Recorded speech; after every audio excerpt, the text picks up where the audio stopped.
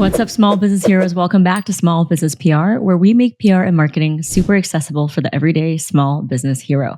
Today is going to be a little bit different. It's something that I have been wanting to express for a long time. And being someone in this online world, having an online business that's based on expertise and information, and being in masterminds with so many other online coaches and experts, I am seeing that this year with AI, with everything that's going on, with our political, socioeconomic environment, after everything we've been through, we are in for one hell of a reality check. So this episode is all about the three biggest shifts I am seeing with what's happening in the online world, especially as it relates to the age of AI. And it's something that I have been noticing and maybe subconsciously, inadvertently, but I'm so glad that I did, have been making a pivot to adapt to this. Because if you don't know already, and you probably have sensed this, is that what used to work is no longer working. Whether it's the fear-based scarcity, high pressure tactics, or the ways that the online gurus said, you need to build this funnel and do this, that, it's just no longer working. And I think as a shared human experience, we have really evolved. And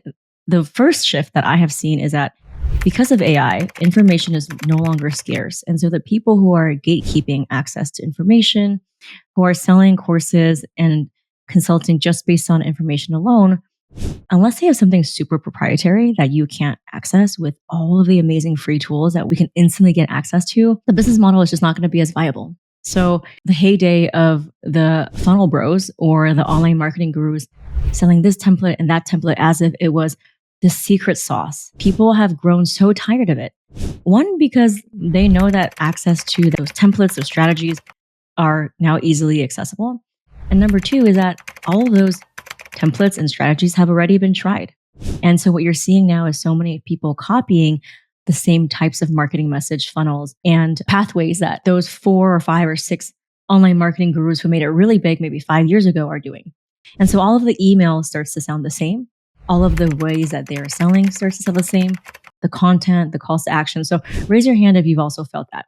And I think this is actually really good because what it's done, it's given us as consumers, me included, being on both sides, is that we have so many reps to have such a discerning curation and filter of when we know someone is marketing from an authentic place and when someone is just using a tried and true, but oh so boring template that no longer works. So we have developed these digital spidey senses, is what my friend Sarah Ashman, who's a branding coach, calls it. And I think it's just from years of being online and meeting with so many people and having Zoom fatigue and doom scrolling. We can see within 5 seconds just by looking at someone's eyes, just by feeling their tone, their body language, even if it's just a little square box that you see on your phone, if someone is marketing or selling from a really authentic place, if the work really lights them up or they're just doing it because this is something that they're known for and something that they can just rely on, and they just keep beating this same message over and over because they're afraid to try something new, because they want to make money. So that's really what I mean is information is no longer scarce. And so there is a really quick death happening in the online world where people selling templates and tried and true strategies are no longer working. And I think that's a really good thing. So the second thing I think is that for a long time, even before COVID, to sell something, it was like, I can fix you or let me help you. You see a lot of this on Instagram. You see people's Instagram bios, I help XYZ. And I just gave a workshop, my proprietary unapologetic messaging workshop in my first ever New York retreat. And I just said, we need to throw all those playbooks in the trash, all of the ideal customer avatars, all of the I help statements, throw it in the trash. And this might be radical because a lot of people can say, well, the I help statements are working. And I think it works to a certain extent. But from all of the data and the research I've done with my community is that people are tired and they don't want to be helped. They don't want someone on the other side of the screen or call saying, I have your solution. If you just do this, it'll fix everything. And so it's this kind of assuming that the person is somehow incapable or broken. And they're starting from a place of so much pain that we're still using the pain point marketing. And I really think that pain point marketing is having its reckoning where, again, it's a reality check and pain point marketing is no longer working like it used to. I think before, all of the marketing gurus, marketing 101 textbook would say, pain point marketing, make the pain so deep they can viscerally feel it and then paint the solution. And I think that that is no longer working as the most linear path to sales. We know that people are more discerning than ever. There's a trust recession because people are overwhelmed, oversold to, and every person online seems to be an expert in X, Y, and Z. And so when you do have that, the pain point marketing no longer works because people know that, okay, well, maybe I do need help, but I have all these other resources and I have so much choice in getting a solution to my help. Whether it's from one-on-one stuff, whether it's me doing my own research, there's just a marketplace of ways that you can consult someone on a part-time, hourly, full-time. That's not scarce anymore. And you can also hire people from overseas. If you have a limited budget and you want to be more discerning with your costs, there's just so much out there. And so again, the expertise and the whole guru sitting on a throne and saying, I have the answers to your problems, unless it's something really, really specific and niche that you maybe do have a problem for, I think that's changing. I think people just aren't able to sell and convert like they used to. And I also think that that is actually a good thing. Because what we want, and this is a shift that I've made as well, after I realized I was also brainwashed from all of the marketing and funnel tactics, is that when you empower someone, and I don't even like the word empower, but when they make a decision from their own empowered place, they become such amazing, glowing member of your community. They give great customer testimonials. They're the people who actually do the work. They're the ones who recommend you. And so instead of driving home how much pain you're going to be in if you don't buy this product or service, I think with AI and the ubiquity of information, online business is changing. And the businesses that are marketing from a place of, you're already powerful, you already have all the answers within you. Let me just help you open some doors. Let me show you the clearest path to how you can walk through that door. That's really the type of community, program, service that is going to be resonating with at least my audience and a lot of the people that I hear online. So that's really a shift that I've taken as well. I used to do all these scarcity timers, 5 spots left. And that was really a vestige of kind of what I learned from other people. And as I started to get on calls with my customers, last year I did 160 calls with my previous customers. They all say the same thing, which is we are tired, we are confused, we are burnt out, we have bought from so many experts and courses. I don't want more information. I just want someone to tell me what to do. I want to be able to have direct access to the person selling it. So personalization is key. I don't want to wait on a Zoom call for my turn and I get 3 minutes to ask something. So I think that level of genuine support is back. And we're really, this whole thing, this whole AI revolution, this whole oversaturation is reminding us that the people who really see the humanity of what we're doing and sell from that humanity, humane place, those are the people that are going to come out on top. There are so many coaches out there who have these huge, massive platforms, and they're the ones that are doing the selling. But then when their students or customers get into the program to learn something, they are nowhere to be found. There is no access. And so I think that the people who can actually give personalized, direct support, rapport, and checking in like I do, like I am on DMs with so many of our students, past and present. And I've actually sent someone who joined my program, I think 4 years ago, and she has had so many life events happen. She graduated from a program, hasn't been in our program. And I saw an opportunity for her to get featured in Forbes. And I remembered exactly what was her industry. And I sent it to her and she didn't actually respond. But then 3 weeks later, she told me that because of what I sent her, she got featured in Forbes. And I started crying. This is the level of humanity and personalization that if you can just do that, you are already beyond 99% of what's out there. So much of what AI and tools and software has trained us to do, and also with Instagram, is short span attention. How do we do things the quickest? And so what we've done as a society is we've just pursued the quickness and the scaling. How can I scale? How can I automate? How can I replicate? And I think that sacrifices a lot of the emotional empathy and support and just love that people need before they trust and really feel like they can buy from you. And so I really think that no matter what industry you're in, just going that extra mile, whether it's taking 30 seconds to text or DM a customer saying, hey, your order is on your way, or hey, I saw that you joined. Wow, you can still automate and send emails. Just that personal attention, even if it's a voice note, will go so far. I don't care if you make jewelry or fidget spinners or you do consulting, just that check-in. And then even after they have bought from you and gotten results, a lot of times we kind of just leave them. It's like, okay, well, on to the next. We're so focused on the next.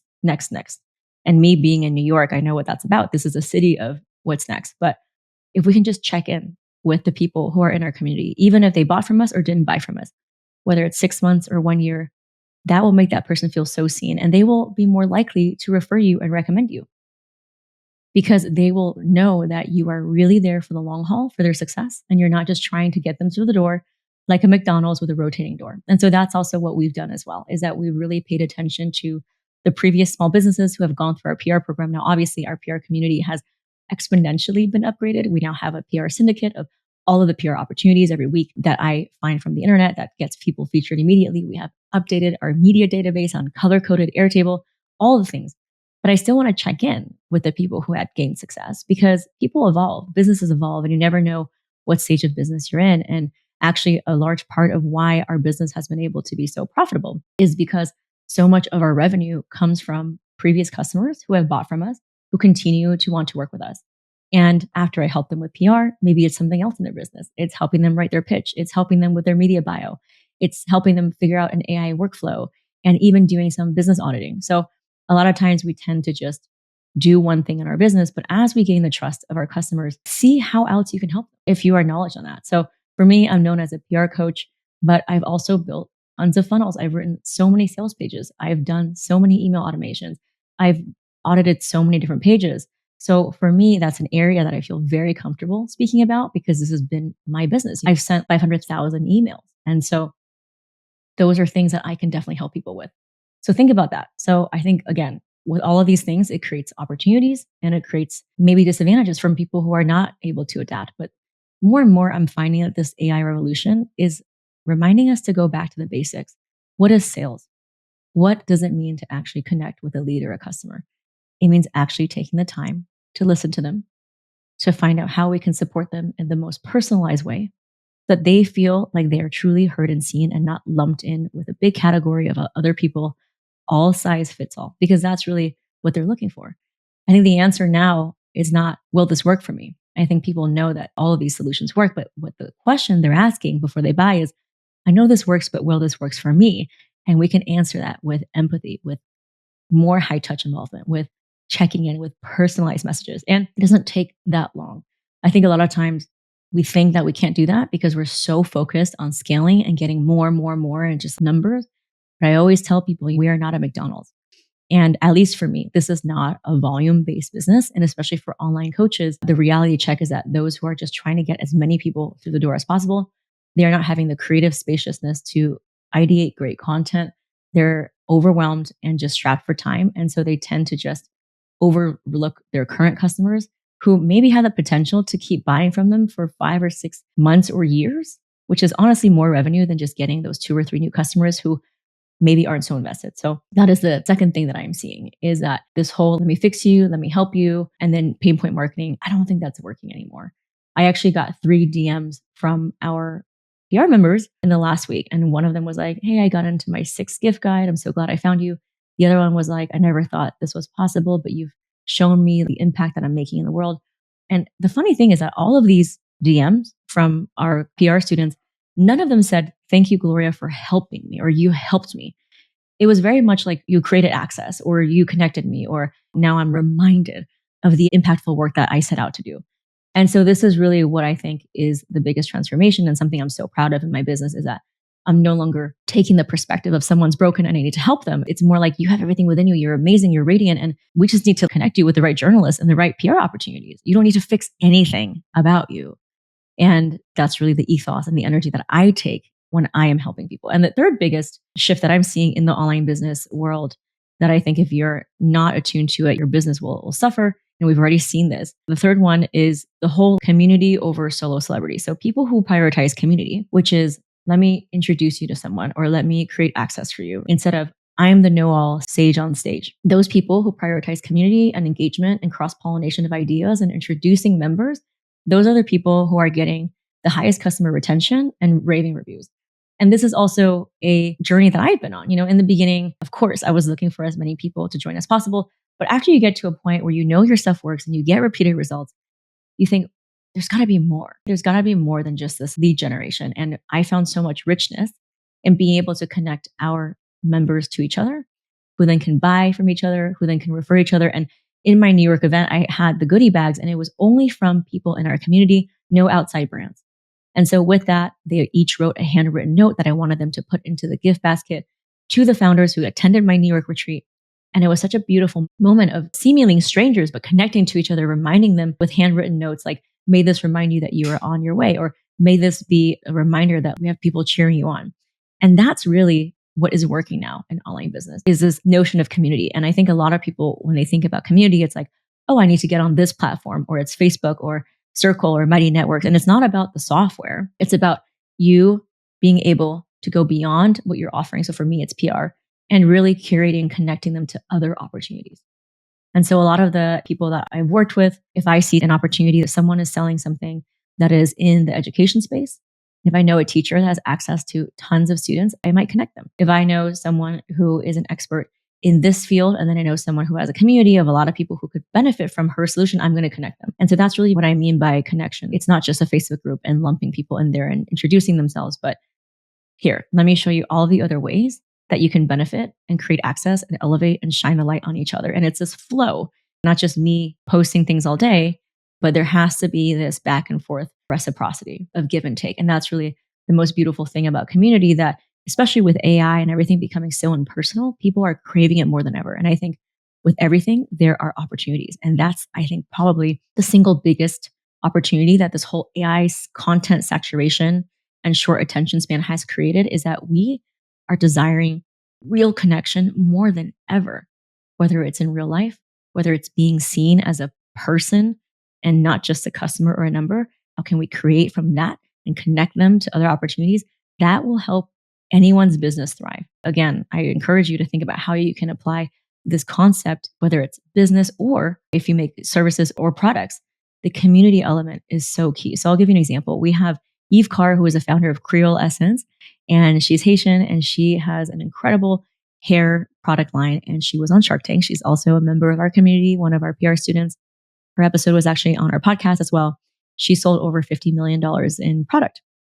But she said that her Instagram page is so much more than just buy our products. Here's what's great about it. Here's the benefits. She actually has these Instagram lives where they talk about hot button and contentious issues, about hair care, all of the emotional and things that come with hair. Hair can be a very sensitive and triggering topic culturally. So she goes there and she has these people on her Instagram lives just like going off about what they think. And sometimes it gets a little bit heated and contentious, but that's how she is building community, is rallying people around values and creating a discussion. So that's really what I think is the beauty of it. So these are the kind of the three main things as I reflect as an online business owner and having been in this expert information economy for the last 5 years. This has been the single most biggest, radical, and fastest shift that we're seeing.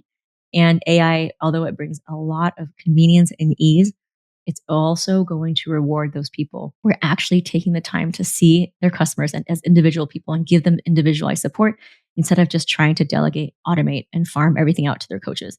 And so I really do believe that that is where we're at. And so there are ways to adapt with it. And that's something I'm doing as well. I am spending all of my time now in the DMs and actually communicating with our students directly. It's not my assistant that's doing it, it's me. And it has given me so much richness in supporting their journeys and making them feel seen and supported. And Karen, for example, who joined, she poured candles because it was her way of processing her mother's death. And so she started pouring candles in the depth of her grief. And she just got on a couple of PR opportunities from what I sent her. And she reposted it to her Instagram. And her caption was, "I hope you're proud, Mom." And this just brings tears to my eyes to be able to support someone where they already had an amazing product. They already had the story. I just created that connection and access for them to be able to connect with the journalist and the right stories. She didn't have to change anything about her business at all.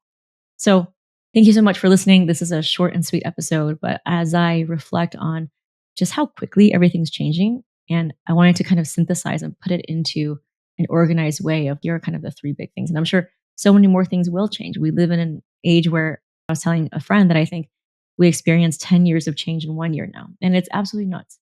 And so that's just your reminder and permission to go deep, to really bring out the humanness in who you are and reject this faster and bigger is always better model, which is what we've been taught in business.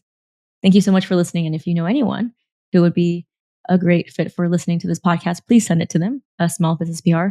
It's the only way that it'll get out to them. And hopefully that this message will help shift some perspective or give some strategies or insight that can make you think differently. Thank you so much for listening. And I so appreciate you being here week after week. Feel free to connect with me on Instagram. I am an open book and I post a lot about my views about the industry, about how things are changing with AI and just with online business in general. You can find me at instagram.com/Gloria Chou PR or just DM me at Gloria Chou PR.